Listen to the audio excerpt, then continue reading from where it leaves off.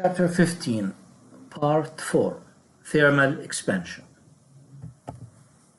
When the temperature of a substance increases, so the substance becomes hotter, this means that its molecules, they start to move faster, they jiggle faster, and they start to move farther apart.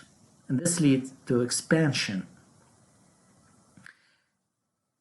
or we call it thermal expansion. All materials experience this.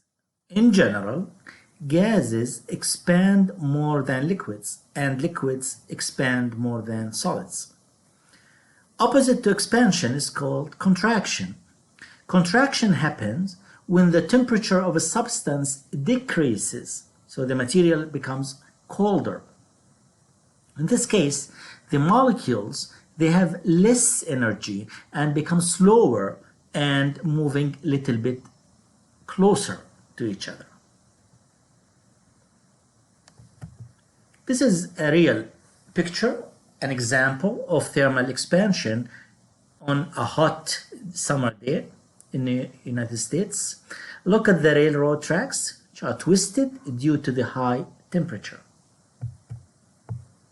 Also, you can see this effect in the building of sidewalks and pavings, where pieces are laid down in pieces with some gaps in between. And these gaps are meant to prevent the pieces or the sidewalk to crack. Usually, these small gaps are filled with a substance such as tar, and on hot days, you can see the tar is squeezed out of the joints. Dentists, they use materials that have the same expansion rate as teeth. Similarly, in construction, steel is used with the same expansion rate as concrete.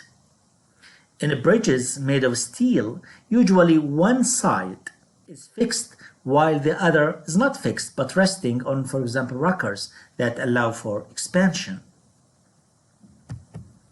You can also see this effect on bridges. If you look at when you drive over a bridge, you will see these expansion joints. And these also, they allow the bridge to expand and contract safely.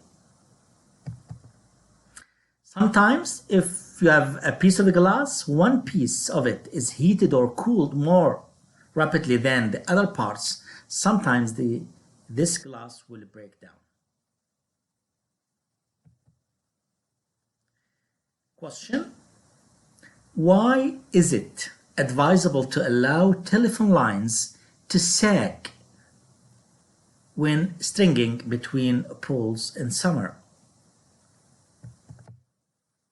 Answer: well, because in summer it's hot and in winter it's colder.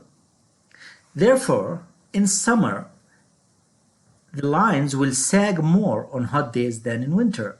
If the telephone lines are not strung with enough sag in summer, they might contract too much and snap and break during winter.